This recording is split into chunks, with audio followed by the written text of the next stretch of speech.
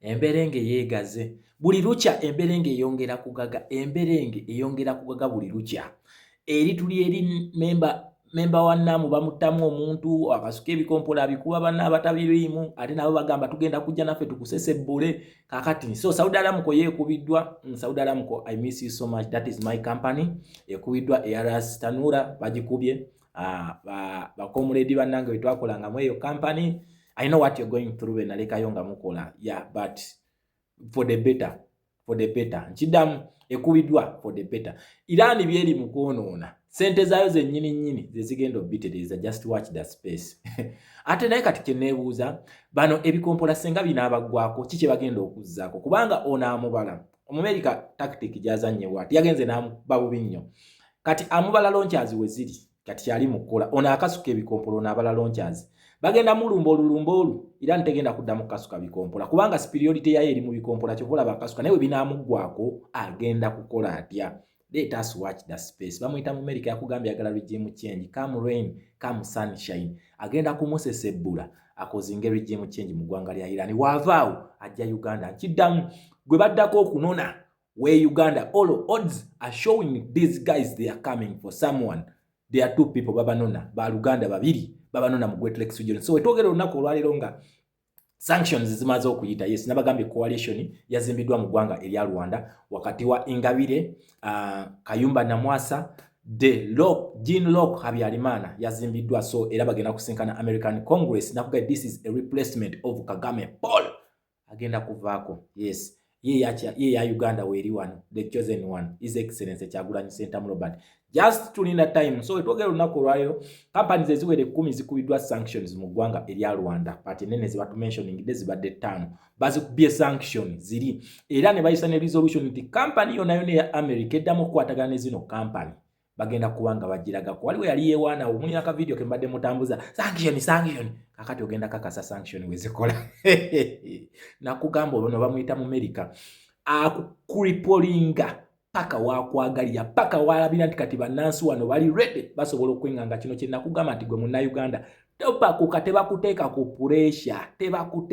pressure zino policies zikola. So companies zino zikubiddwa azibatere waneno list zikubiddwa zimaze okuwa sanctions nga zino zaba commanders ababadde benyigira mu human rights violation mu ggwanga erya Rwanda ne ggwanga erya Democratic Republic of Congo. Yes, bano beba generals beba top generals ba Paul Kagame nga babadde ba owning company. Manyi bana abantu babadde nga batubba bayina ebintu bingi ebweru eyo babirina ate abazungu bano babimanyi osikira babirina bagenda bawujiza abantu sanctions bagenda kwata zi company zino kino kinabagamba nti nze lwaki nasabanga sanctions zino they exposinga okitegeera bano babadde nga batubba ano bebuzabuza nti tukola investment batubba bateeka wano balimba sente zonna ze bakola e Rwanda zebabba e Rwanda zebabba e Uganda zonna bazitwala mu bazungu bano bayina ebintu bingi.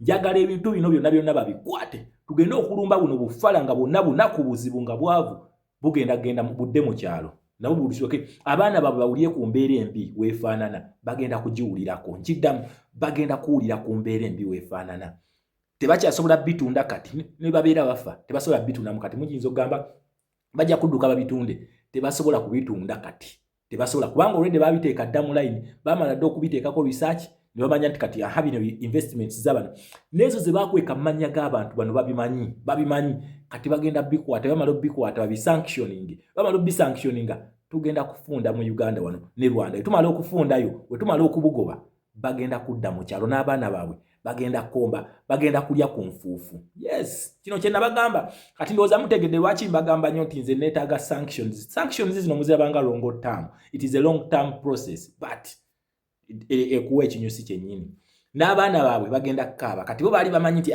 kati fe abaana baffe twakoledde investment eyo bali mu safe haven babeere eyo okitegeera we tunaba nga neno byekyanze ng'abaana baffe bagenda eyo bagenda kweyagala for generations. Ebyo mubapangidde for generations bigenda kuboyebwa bagenda kudaaga. Uganda Rwanda yakufundamu nabagamba do the right thing muve mukola amampa nti ne ba generals be Uganda babirina era nabo bagenda kubalumba kati bata nakugambye bano gwe berijjako mu kyamu omuntu gwe balumba mu kyamu Omumerika tomuzanyisanga. Yes, onakugamba ye poliisi y'ensi yonna ngamba ali kakati tutuule tulinde abazungu ne bannange osanga agatwe ga P2B n'ogamba kakati wabano bategeera lwakumeka okitegeera mbu tulinde abazungu nakugamba foreign policy loolo yaayo gwe munnansi togisobola naawe ne munnansi loolo yo foreign policy tebizanya kati buli omu ategeera ebibye okitegeera buli omu ategeera loolo ye gy'alina okuzanya nze yange yakubasomesa how these policies work n'okukulaga nti no hope is still alive. We are getting to a new Uganda very very soon, and sooner we are getting there. We are going to have a regime change mu ggwanga eryalwana ng'ensonga zavudde ku ki de-dollarization. Tozanyiranga ku dola ya musajja nolowooza nti n'ogenda ku surviving abana abasajja bajja kukuteeka wooja okitegeera kasi tozanyira ku dola yaabwe. That is the American interest. Kwa bambagamba nti omuzungu agende wantu ng'alinawo interest kyoka ne wanagana gano bagaba kyagegana gasembanga mu kirasi olaba akabinja ka BRICS soko genonoonye BRICS kitegeeza ki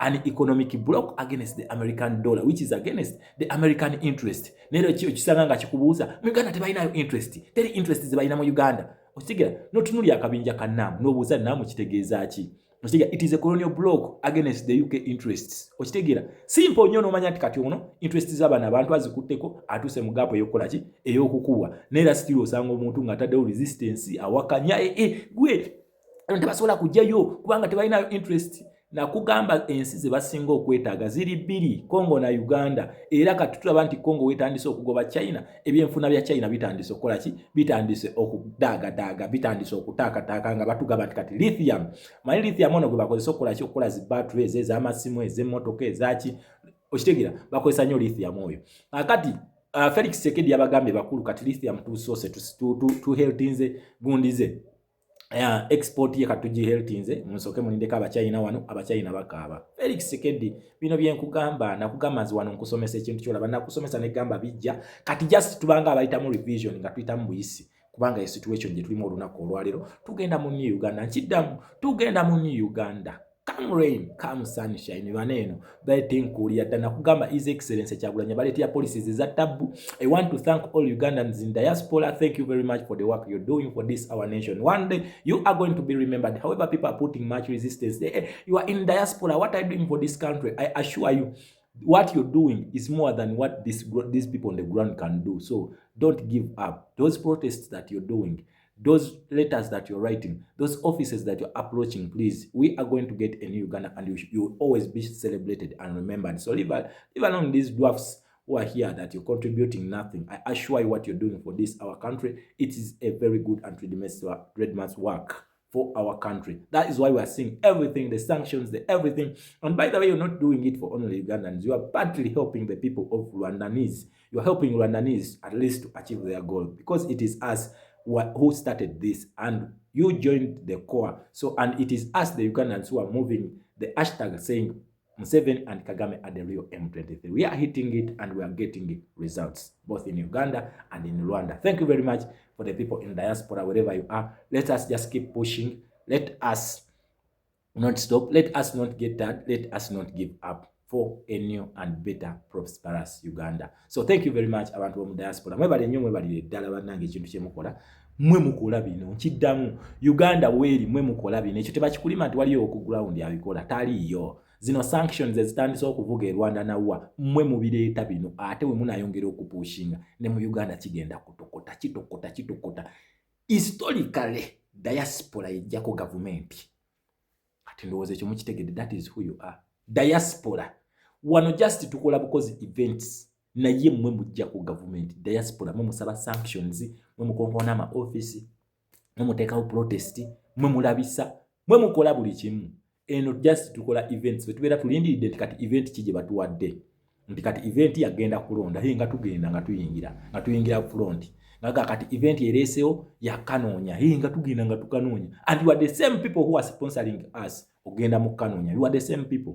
Without your finances we could do nothing. Teri kye tusobola kukola. So saagala muntu akunafu wa diaspora. However mulimu n'enkwezenge eziriyo, yes tuzimanyi, naye bannayuganda mwena bali mu diaspora ng'okikola ku lw'ensi yo nga kikuli kulo. Don't give up, don't stop. One day one time ogenda kulaba ku fruits of what you're doing because this revolution is real and it is moving in the right direction. Yes, don't get tired please. omuntu alwana takoowa. Ab'e South Africa balwana emyaka 4 ne bamala ne bakyachivinga mwaka gwa 1991. Yes, bamala ne bafuna achievement gye bali bakola ki gye bali balwanira. So ne mu Uganda tujja bifuna. Don't stop. Ebintu byonna byonna bibalaga. That is why I stand here. Nkulaga ekimukola mu diaspora ki. That is why nze Minister of Foreign Affairs akola ki. Adda ku njagala balaga mulimu gwe mukolera bannansi yamu. Njagala kulaga nsi nti it is you who are doing this. Era nabagamba nti it is the foreign policy that determines the domestic policy. Yes, kubanga ekintu kye tulimu bakiyita democracy and human rights. This is a colonial administration system mwetutambulira bwezityo bwezikola. Ezo sanctions ezibakubye Rwanda kati mugenda kulaba kibagenda okubakola. Awo kati ba generals bakubye zi sanction ezo bayinza okwebuzabuza mu tebibalumye naye mugenda kakasaako nti bibalumye. Kati amapa nti batandise okukakkana. Olwo kati ekyo ng'ekibadde Rwanda ekyo kati buli bakikola kati senga bakikola Uganda. Bano ba generals abadde n'amampa nti batandika amampa ati gabo okubakka gakka because that is what they want to protect. Okitegera ekintu ekyo kati babeera bakola ebyo by'ekisiru because they are protecting that. Abakimanyi kati ono commander in chief agenda ajja tujjako ebintu byaffe bye tukoze. Kati awo bategedde nti Kagame si akyasinzizza amaanyi kati n'ab'e Uganda nabo bagenda kufuna essomo nti ono abalagira okutta abantu si yasinga amaanyi waliwo abamusinga amaanyi. That is what sanctions is all about. Kyezibeerako kulaga nti toli wa kitalo nnyo nga we mulowooza. Okitegera kati olwo munnansi yeeyongera okukola ki okusituka munnansi ng'asituka kati n'Abanyarwanda bavudde batandise okwogera. Yes, awo tulaga gwe omugaso gwa sanctions kati ne gukwongera okunyiga embeera ne gukunyiga kakananga mwena Uganda mugifunzemu. Kati ne bano ba generals abakola ebikolobero nabo senga banabajjako ebyawe bibe balina bajja tegera nti ono bulijja basiza kiwani tasobola bakola ki nabo bajja kwegatta kuba nansi kubanga beetaaga okuprotecting ebintu jjukira ebintu ebyo tebibaddizibwa. Kati government we mala okukyuka nga babiddiza government kati ba generals abali beeyisa obulungi bo kuba mulimu abakola nga bali mu system nenga bakwatagana ne opposition babeeramu. Kati bano abali beeyisa obulungi bo bijja kubaddira. Bana abali beeyisa obi bigenda kutwalibwa either bitundibwe oba babikyuse bitandika okubenefiti nga bannansi. That is how it works. Omugaso gwa sanctions gwe nabagamba okitegeera omugaso gwa sanctions. So kati bano ba top generals ba Rwanda bamaze okufuna akabadde beefudde ab'ekitale nnyo eyo muguuni nena kugaye nti bino babikola naye waliwo akabinja akamaze okusitula amaanyi gaako kasitudde amaanyi gonna kabakitaka FCLR and the coalition. Yes, kati babayita ba FCLR and the coalition. Kati babayita coalition eyetabu ezokusizza the late Habyarimana n'akomawo mu mwana we gwe bayita Jean Locke Habyarimana. Anytime soon bagenda kuyingirawo mu ggwanga erya Rwanda. Ye pressure eri mu East Africa oba mu Great Lakes region. However much bagezaako okwebuzabuza zino security meetings batula ku ebyo bakimanyi nti essaawa yonna moto na waka. Egundi yakyusa Rwanda ebyo byava Uganda. Kati maybe ebinakyusa Uganda binava Rwanda. The reverse might be true. Yes, kubanga wali balumba wali kyangunyo connecting ano bakubembwa ne wana fe twagize dda ekintu kiwedde. Simple logic, kintu kiri simple nnyo. So gumuna Uganda togwa musuubi omunyarwanda nakugaye musituke kutambula abanyarwanda abadde silent. Yesawa musituke mutambule nammwe. Naye nabagambe nti bano bekikwatako mu government. The videos zino sizikola nti olwokubanga sibaagala. Yes, ekituufu kiri nti sibaagala naye ate you can do better. Kimanyi you have the other side. Yes, you have the other side. You can do better. Nze wadde sibaagala but nkakasa ntusobola you can live with your enemies. Musobola okubeera ne ba enemies bamwe mu nsi. Saagala kuyiwa musayi kubanga this is not to our benefit. Senga tuyiwa musayi it is not to our benefit. Njaga tutunulye eggwanga Democratic Republic of Congo kituwe ekyokuyiga nti abannansi ba Congo balwana bettingana naye waliwo beneficial awo kati lwakwakale ne beneficial yazo olutalo n'alwegattamu. Yes, naye alwana olwa interest ze ne deal gye yasayininze yensonga lwaki alwana naye senga mukeera ku macha ne mugamba okay tukoze byonna tukoze amampa nti tukoze fujjo tukoze buli kimu naye yesawa tukikole ku lwa Uganda tujja kukikola ku lwa Uganda kubanga nabagamba simu abagenda okubanga basoose okukola ekintu ekyo but you can dialogue but meaningful dialogue si ziri zotezeza nobody maweza parliament no please ezo si dialogue nkiddamu munna Uganda tebakusiriwaza nti ezo mu parliament dialogue si dialogue ono agenda kwongera ku imposinga ku mateeka age mapya na kujjako dembele kulaga nti president alina kulondebwa mu parliament zeze ziriyo era yensonga lwaki fe tukyakalambidde ne tugamba ababaka ba parliament tubalaba mwe ba councillors tubalaba mwe abalondeddwa aba politician mwena ate munange ekintu kino bakikakkanyiza nnyo batugamba twagala ababaka ba parliament kulayira nze sinagamba ko ababaka ba parliament mutemulayira nakugambye we are rejecting the sham results tezabo ababaka ba parliament bokka ne ba councillors ne ba mayors ba lord mayors LC5 district chairpersons mwenna results zammwe tuziwakanya kitegeza simply we did not have an election kati waliwo n'abambe nawulidde mbu tubanja victory ogenda kubanja otya victory mu kintu ekitaliyo. We are not demanding for a victory. We are saying the elections were sham, did not meet the democratic principle. Tekali katuufu kitegeza nti kasitobeera ng'olina demand eyo munnansi kiki obeera oyagala. One, it is elections audit. Tuddemu tuka auditing tufune result entuufu. Number two, today mu rerun tufune results entuufu. Not victory. We are not demanding for victory. Yate bakusiriwaza tuli ku demanding a victory. Era sirabayo ne post ne mumbu we want our victory. We did not go into an election. This was not an election. It was a military operation. So a military operation, how do you get victory? How do you demand for victory in a military operation? You inamaje nga gogamba oli civilian. So bana Uganda tutegere ebintu bino. Tutegere revolution eno. Otwa tugambye nti akalulu ako it was a military operation. We cannot demand for victory. It is not victory. No. We are demanding for a fair results, the real results that we taga. Mukuzi demandinga, tubeera ne options biri, kidamu zibeera biri. Esooka bagita elections audit, esobola okuwa results entuufu. Eyokubiri bagita rerun, esobola okuwa results entuufu. Kitegeera, that is it. We don't have any victory one. Teriyo. Ekyo tebaddamu kusiriwaza. Okitegeera aba politician batandise okikkakkanya kakati wanja victory obanja tetubanja victory. Okitegeera. So Munnayuganda ekintu kyenkusaba ekintu tulemezeemu tugane sham elections zino tugezeemu tulabe nti international community tekkiriza kalulu kano. Yes, they don't legitimize the sham election. Tugenda kufuna bye twagala Uganda ebimu ekyokulayira temukyeraliikirira. Ekyokulayira, that is the small thing you can ever do. That is the small thing ku byakoze aseba Nancy asibye akoze eki. Ekyokulayira, it is very very small thing. Tekidda naawe kubeeraliikiriza. Okulayira n'okufuna legitimacy byanjawulo. Samia Suluhu Hassan yalayira naye talina legitimacy kati mulaba atandise ginoonya bunoonya ali mu kwetega basajja Abamerika abe nga bakola ki nga bagimuwa. So temuddawo kuwedda kakati waanaalayira ba MP banaalayira MP alayira worry not.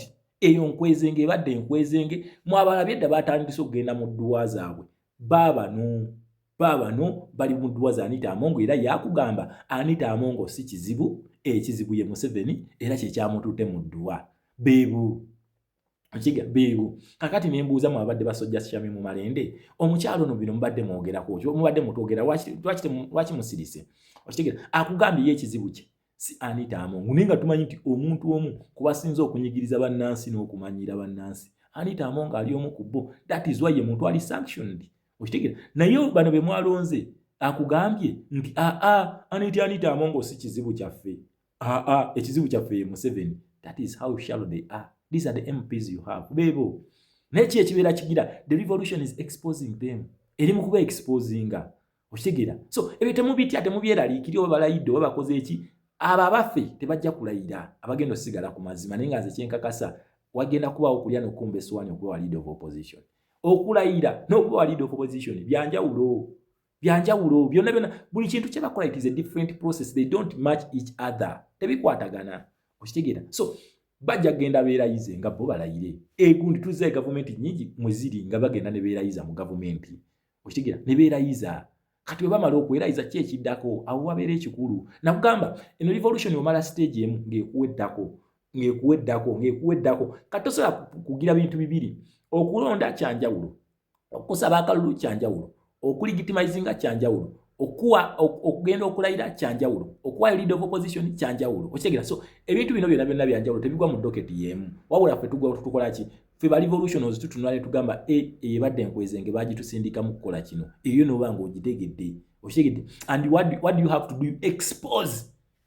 Ekyo kyeffe kye tugenda okukola. Kamera kyekyokulwanyisa kyaffe. Tugenda kuba exposinga. Ekyo kyombalayirira.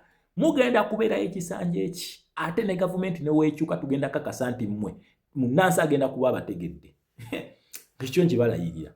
Bagamba kakati ono waba wa kibiina kyo ekibiina kyo kiwe 10%. Nonsense. Nze manyi fisad democracy nga bwakola.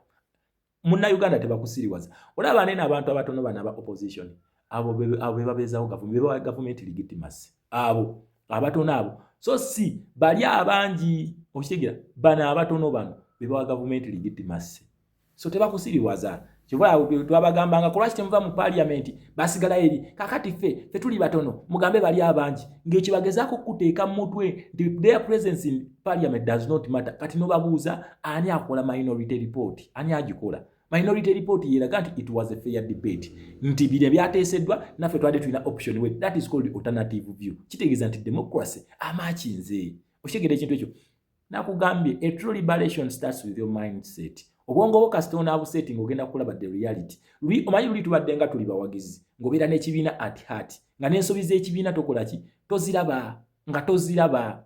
Kakati tutandise okuziraba, tugenda kuziraba, tujja kuzi-exposinga, Munnayuganda ajja zitegeera. Enkwezenge tusula nazo, tutambula nazo, zambala nga ffe. Naye ebikolwa byabwe bibeera biremesa ffe kufuna ddembe lyaffe. These are called the house niggers. The house slaves, abo balya mu ngalo zaani zaba masters babwe. So for us, revolution ekyo yatutuma netugamba don't be loyal to anybody. Yali emanyi nti waliyo abagenda okubeera loyal. Nereetayo naffe bali ababi baanirula abagamba nti ffe tulwanira common good. Common good, not fighting for one, two benefit. Fabala tulye bucramps mbutu olwokubanga tumulya mu ngalo atuweeyo bukunkumuka atutemereyo. Abamu ku ffe tugenda bikiza twajja wano kulya bukunkumuka baboyi. So, Munnayuganda, twegweko. Wabula, viva Rwandanese, viva Iranians, viva Congolese, viva Uganda. One day, one time, we are going to have a boundless, free East Africa, free from these bloody dictators, for God and my country, Uganda.